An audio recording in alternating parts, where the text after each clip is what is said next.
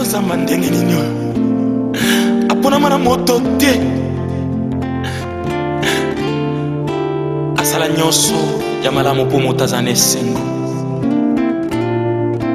kanda oyo evandaki na moto na nzambe yesu asilisa yango formi nini osalelaki mai kino lelo bato bamelaka me bayebaka kuo bazali koyoka te me posa nekulusu okokisaki nyonso yango na kombo na yo ekoma na nguya na lifelo ezangisaka bango kimia na kotambola susu moto na sete na kobanga lisusu te mabe mpo nayebi makasi na yo bileme kotambola na yesu eliki aho kokoma nini ezali kotungisa o lelo nini ekangi oyo vande esika ozali nini ezali ete etelemisa yo na nzela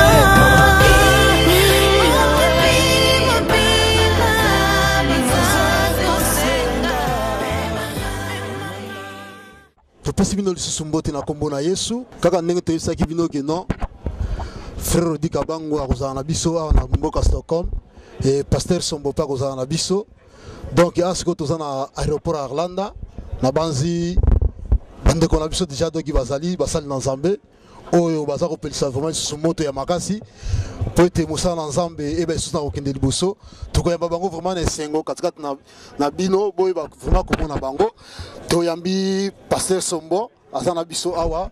Shalom papa libota na bana na Nzambe na mboka Scandinavie pe na Stockholm particulier eza na esengo ya koyamba yo lisusu ndenge bisu vraiment konyata mabe na biso ya Stockholm donc topesi yo vraiment donc ba shalom shalom shalom Nzambe apambola yo ozana nini okoki koyisa bana na Nzambe o bazola ndo na minixo en fait c'est mon gars que tout mon année ba shalom ndenge en tout cas c'est plein de peu comme on a bien aimé la carte aéroport donc ça prouve déjà l'ambiance qui nous attend donc tout ça tout est ça la polo et nous sommes là, donc ça ne veut vraiment pas me la quiconque la quatrième convention, parce que toujours ça l'accord du Christ.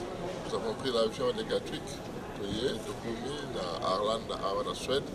Donc ça veut vraiment à Pambola, la Suède, à Pambola, les Botés, dans Zambie, au Bazan, éparpillé. Tellement la salle. Zambé apambola lisusu libota na Suède ndenge papa na biso alobi et na mopanzi na rappel soit toza na moto na Nzambe oyo vraiment mokili mombeyebi partout dans l'Europe na kata Scandinavie pe bozali kozela mingi papa na biso Odi Kabangu yeyo aza na biso na koyeba kopesa pe mwa maloba akoka lisusu ko pesa libota na ba na Nzambe mbote. Shalom papa. Shalom papa. Olobili pona ba na Nzambe nzela mobembo ndenge otamboli kino kokoma na yo. Non, tu pas mboli Nzambe, maître des temps et des circonstances. Il m'a sepeli que qu'on a les lots de bakonyata mboka ya Suède. Nandenge pe bandeko boyo ya mabiso, tu peux Nzambe merci. Tu peux Nzambe toujours merci parce que na circonstance nous biso to comme ça toujours Nzambe. Tout ça ko pambola toujours Nzambe na yango parce que tant ekoki wapi musana Nzambe ba na Nzambe pe ba pambola ma.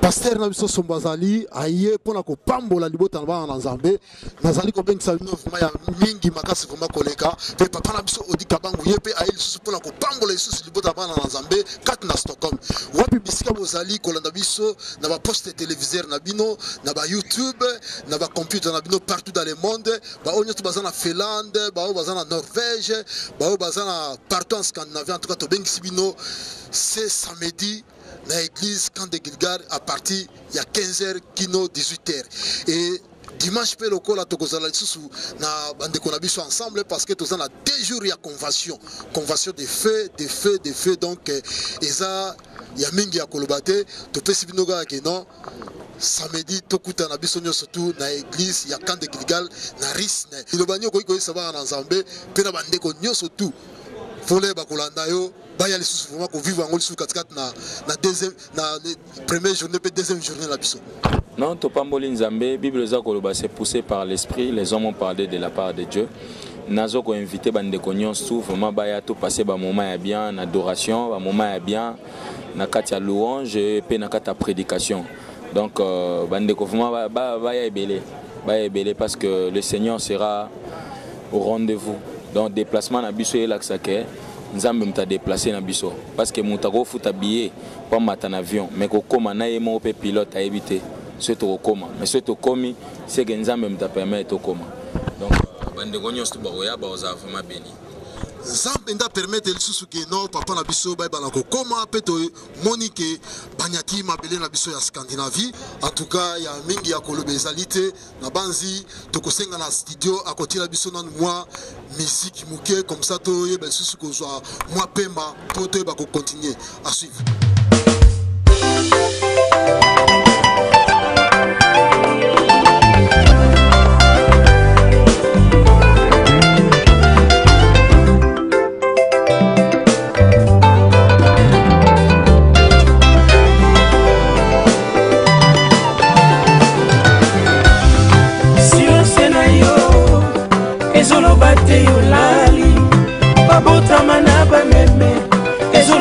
Zali pauvre okima erodo ezolo bataleki ona makasi bobele pona ngai onimokima bobele pona ngai onima basi bobele pona ngai onima basete mano yo molai boye andimiliwe ya pasio alatisa malankembo kasandimi atikalola aya kotili kambonanga pesinga mituna dalatinanga natingama yo Yesu dalatinange nakangama yo Yesu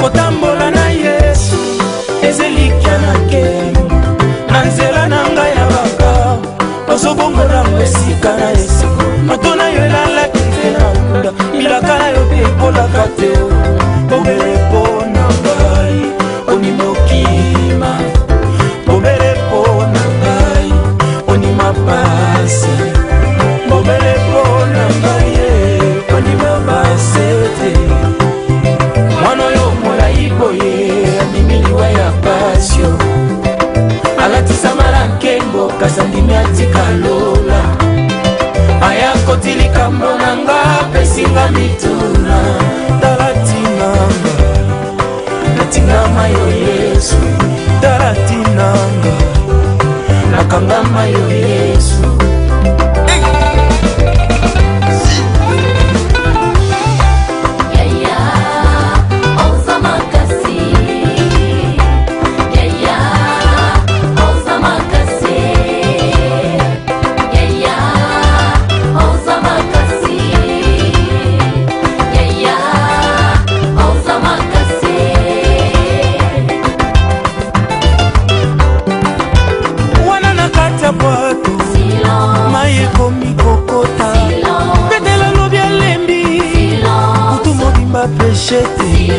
Kodwa kama kana mutu kuna kobanga Nzambe nanya revela kirwa motamine ina moto ezalaki Yesu ezalaki yaye yone molobeli na ngai Yesu yone elikia basantu Yesu wana na bandi kolemba simba ngai tokatisa na komikono ye Yesu wakelanga bwede sofetaja kote na zinda te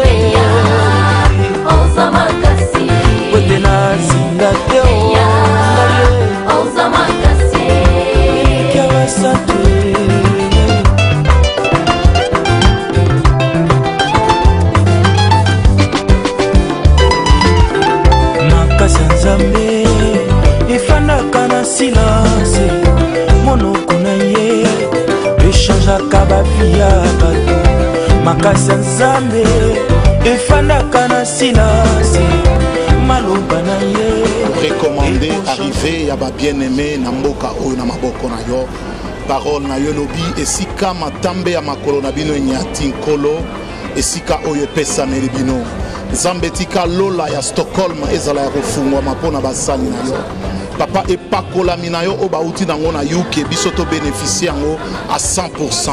nzambe merci lisusu mpona ntango oyo merci mpona koya na bango tobondeli na kombo na Yesu na boye tolobi amen. Amen, amen, amen. Kaka ndenge toza koyebisa bino tozali et tika na yebisa bino ke non bien aimé ntango mosusu yo bazalaki koyebisa yo ke non papa na biso odi akozala odi kabanga akozala awa te mais nga nayebisi bino ke na mopanzi na nga naza na papa odi kabangu mpe na mopanzi na nga naza na moto na nzambe Pasteur Sombo oyo akoyeba lisusu kopambola libota na nzambe mpo nalekisa bacommentaire te na banzi boza komona ye na bilili na kotikela ye lisusu malobaloba te nayebi te soki ye moko akoki lisusu kosepela abakisa lisusu mwa moke mais akoyeba ndenge ye moko alobi ke na kati ya sale mpo baye nde bapambola libota na bana na nzambe baye nde mpo bapambola libota na Stockholm. Voici le moment ta yango epesameli yo ya koyeba korecevoir moto na nzambe LG Peniel nayebi te soki mwa likambo okoki koloba mpo libota na bana na nzambe bakoka koyoka yo parce que mwa bandungunungu ezalaki ke non papa odika banga koyi jamais kotia makoni na Stockholm akoya te wana eza bazosala magie na bango Pasteur Sombo atika kaka Londres Pasteur Sombo ye tomoni ana mabela Stockholm mabele oyo enyati epambolami deja papa na biso mabela Scandinavie enyati epambolami deja yo lobi nini? Oui, to pamboli nzambe topesi nzambe lokumu nzambe azali maître ya circonstance mpe ya temps. Alors tant ya nzambe kokaki mpona Stockholm, je crois que avant arriver à Batuna Nzambe bakoma na mboko yo fallait papa Odi serviteur de Dieu Zalanabiso awa na Stockholm, mais ce n'était pas le moment. Alors Nzambe a permis que temps yango oyo po yaza mettre à circonstance pe ya temps. Voilà pourquoi le temps favorable oyo naza ko interpeller encore les enfants de Dieu nés de nouveau, les vrais adorateurs.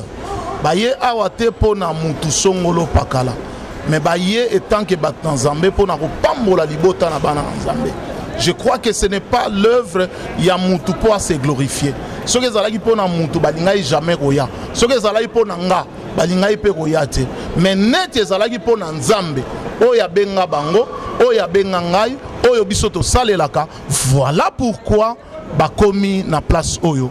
Vraiment des journées oyo ezali une grande première oyo to bengi yango la première édition ya CDF convention de fait au église Camp de Gilgal ezako organisé. Ce n'est que le début. On aura encore d'autres occasions oyo beaucoup expérimenter bango to exploiter bango vraiment à 100%. Boya na ebike nzambe ako visiter bidon particulièrement ba oyo bazaba tout dans nzambe oyo batambolaka na robanga nzambe bazaba tout dans nzambe oyo loboko na nzambe za likolo na bango. Ce qui est plus important ezato bénéficier na grâce oyo bango baye nango mutu moko kaka mutu alambaka biloko mais batu nyonso baliaka oyo eza lisese nazo pesa tozaka kaka instrument oyo toleki na nzela kaka ya Camp de Gilgal oyo biso toleki po libota mobimba ya Stockholm et bénéficier na grâce tala tolukaka ba délivrance mais ba délivrance mususu yaka na baloyembo ya papa oyo aza na droite na ngai tala eza baloyembo oyo mingi pe basungo mingi babanda kolela bapangusa ma ya miso mingi bazalaki na ba problème bazwa kimia yango tozo benga yo mutu akosa yo teza likambo ya pasteur teza likambo église te eza likambo ya songolo pakala te eza nde likambo ya yo na nzambe na yo atindeli yo basali na mboko oyo na nzela na biso ezaka tolambi fufu mais bino minoko ebele bo profiter nango à 100% na lipamboli o baye nango. Voilà moi muke oyo na lingai na loba. Je crois que je vais profiter aussi pour parler en français pour nos frères francophones. Voici encore un moment favorable que le Seigneur a permis dans la ville de Stockholm pour que nous puissions recevoir pour la toute première fois une délégation qui est venue de l'Angleterre. À ma droite, il y a mon ami et mon frère, je l'aime bien, un homme de Dieu qui craint le Seigneur, un homme de Dieu qui parle bien et un homme de Dieu que le Seigneur utilise. Les voici le pasteur Félix Sombo, les représentants légaux de Redeem Ministry. À chaque fois quand je m'en vais à Londres, c'est auprès de lui que je vais et c'est mon frère, c'est un ami, le révérend pasteur Félix Sombo. Et à côté de lui, à sa droite aussi, c'est le serviteur de Dieu, Odi Kabangu. On ne peut plus les présenter. Vraiment, on ne peut plus les présenter parce que ça, c'est son heure. C'est lui qui est en train d'impacter sur le plan d'adoration. Je vais réparer une chose qui va peut-être interpeller ta conscience. Il n'y a pas longtemps, nous avons pleuré. On a pleuré parce qu'on a perdu un adorateur. Alors, le Seigneur a permis aussi que nous ne puissions pas seulement pleurer. On ne doit pas continuer à pleurer. Voilà pourquoi cette fois-ci, il nous a aussi envoyé un autre adorateur du Seigneur pour venir afin que nous puissions célébrer le Seigneur, l'adorer et le louer. I want to tell the people, somebody to speak English, the English speaker. We have 2 days here in Stockholm. We invite you to join us in Ristne Church. His 2 days, 24th of 25, you can see the hand of the Lord. I know these people. I know these men of God. God used them. He have the special anointing in her life, her ministry. Why we invite you? Came, we can translate. If you speak English, we can translate for you. If you speak French, we can translate for you. If you speak Swedish, we can translate for you. If you speak, because we serve Jesus all language. Be blessed and God bless all of them in the Jesus name. Nzambe aiba vraiment sous na ko pambola bino apambola libota na ba na Nzambe kaka ndenge tolobaki Moussel Nzambe a outi ko éclairci sango vraiment donc très bien à limboli pa tali sango bien bien metika na ebisayo ezali mise en scèneité batie ba triplex moko la pembeni pe bolo ba ke non te ba mixa ki ba image non tout ça na biso na présence ya basal Nzambe misat ndeko mo ba telemi awa po moi likambo moko nungu ngai okota na esibino eza mise en scèneité eza pe basali pe Batievé Babiloko Momo Teba 500 images. Non, tout ça en live na Stockholm, na Scandinavie. Donc, il y a un peu non. Moko na samedi na 15h et puis samedi moko na dimanche na 15h na 14h pardon et puis samedi pe lokola. Nzambe aiba na kopambola yo yo moto zwa ki lokasa po zwa ki e bien ngamelo le kana komi monisa po eza mokolo na yo. Lelo eza lelo. Stockholm moto eza ya kopela tika Nzambe ya pambola bino tukutani na katikati na local na biso na Ristne Shirka. Merci.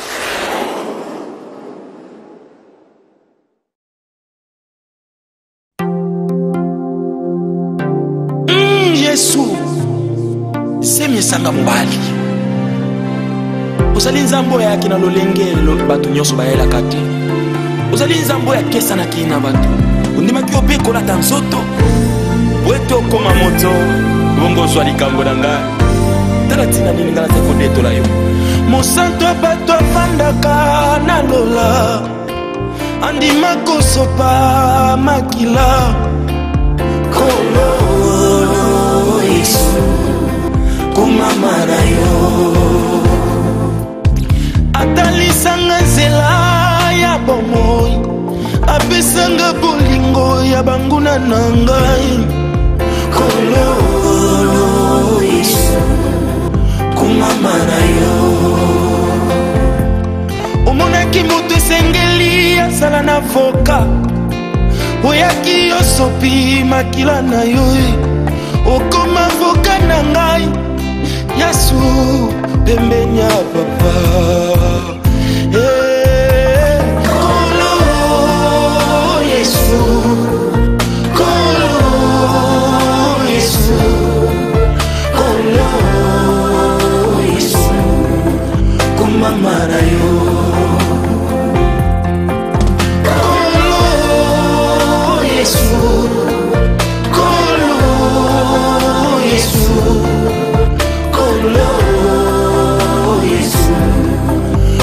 mama na yo.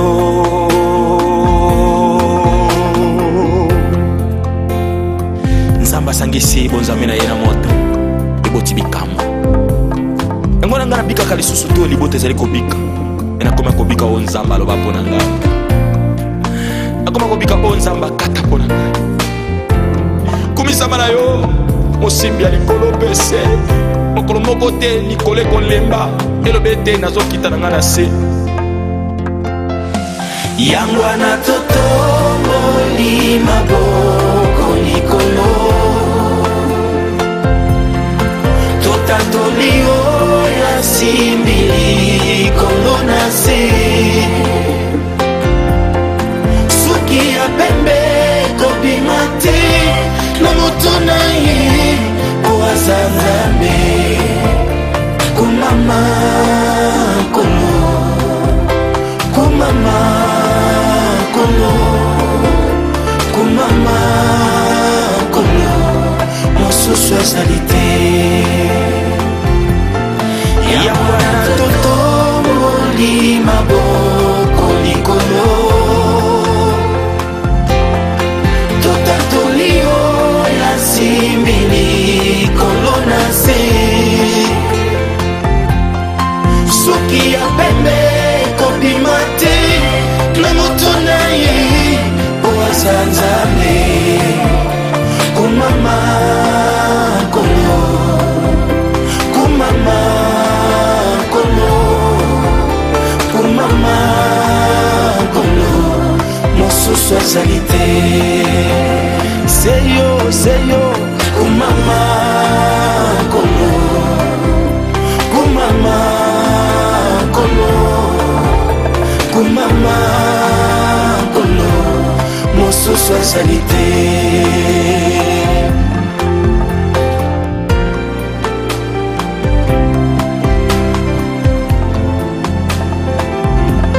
mokolo moko te yesu na ngai bakobenga yo ex-nzambe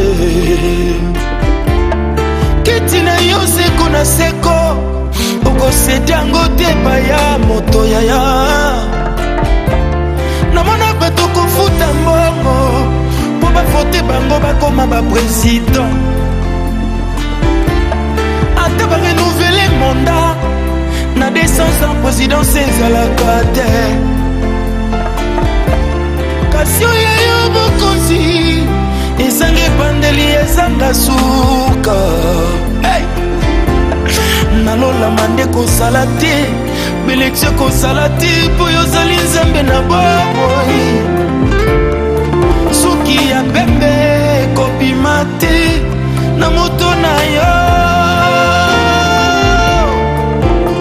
kumama kolo kumama kolo kumama kolo mosusu azali te nasomona bato koboma na bamboka mpona kowela bokonzi enzambe akata bomoi na moto 120 ans mingi bazokokisa yango te mene meyoka esi ete soki obomi bato kosala 200 ans na pouvoir nandimi te bobele yesu yango wana totatola mokolo yango wana totomoli maboko likolo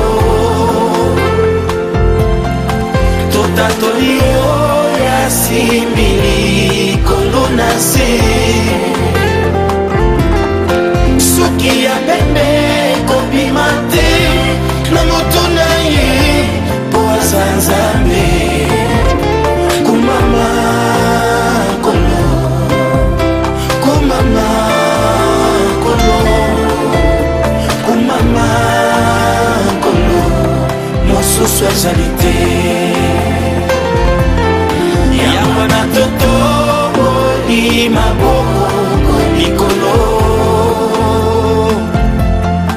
totatoli yo ya simbili kolo na se suki ya pembe kobima te na moto na yo po aza nzambe kumama kolo yaya kumama kolo kumama mosusu azali te seko na seko nzambe kumama kolo kumama kolo kumama kolo mosusu azali te.